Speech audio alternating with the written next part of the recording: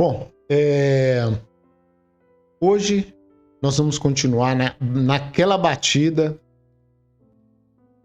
do que está por trás daquelas declarações nefastas do presidente Lula e o que está por trás aí desse plano, porque na verdade é um plano macabro e ele está fazendo parte nesse momento mundial aí.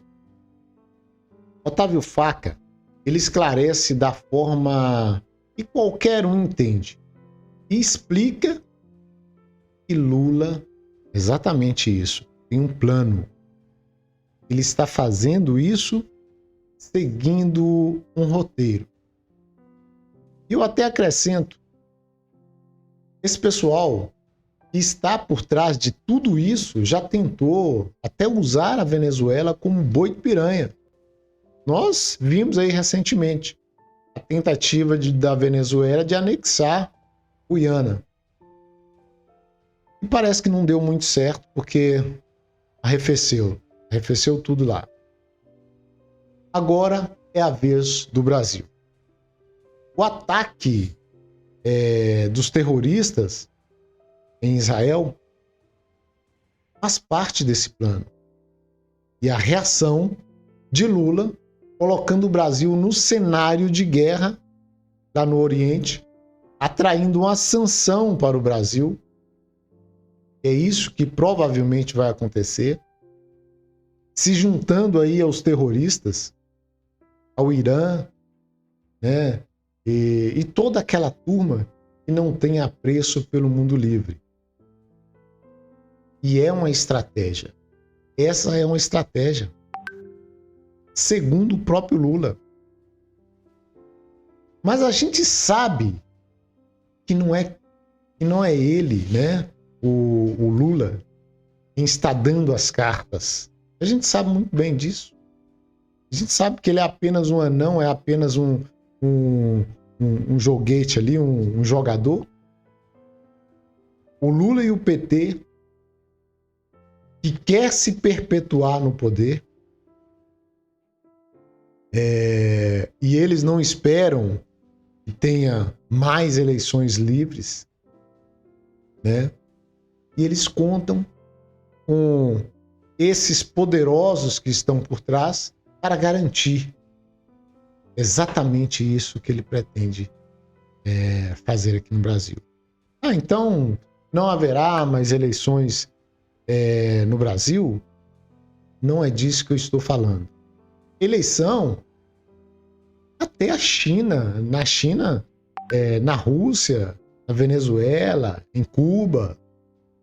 Nesses países tem eleição. Mas são eleições de fachada para enganar o povo e dizer que existe democracia no país. E a gente sabe que, havendo eleições, e haverá eleição, né? Será uma eleição de cartas marcadas, de impedimento da oposição disputar a eleição. Sabe aquela prisão injusta, sem pé nem cabeça aí do Valdemar, que é o presidente do PL, do partido do Jair Bolsonaro, que é tido realmente como o maior partido hoje no Brasil, que é de direita, que é um partido conservador. A inelegibilidade de Bolsonaro, a caçada contra o ex-presidente na tentativa de prendê-lo. A gente sabe que essas ações não são à toa. E a gente sabe que a corrida eleitoral de 2026 já começou. Até antes, né? Começou. E o sistema está preparando o terreno. Vamos então virar uma Venezuela. Não. nesse ponto que eu estou falando agora, já até superamos.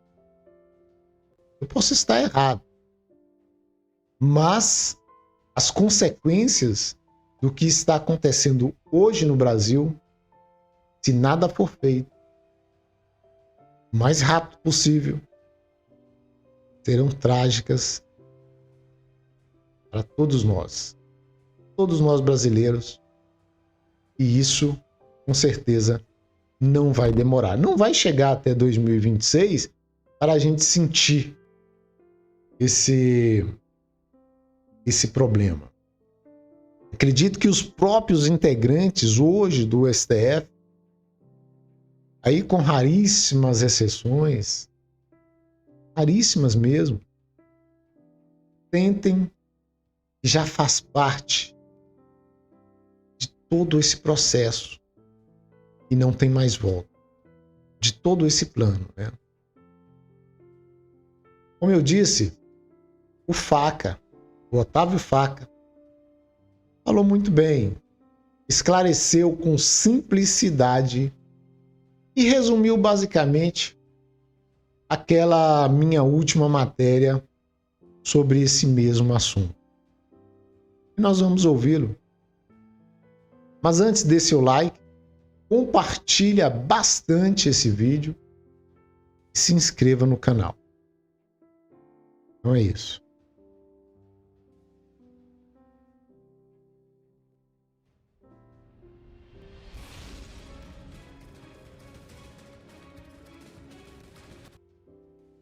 Gente, vocês devem estar vendo toda a repercussão por trás da maledicência do Lula, do absurdo, né, que ele proferiu aí contra todo o povo judeu, né, e uma nação toda de Israel, né?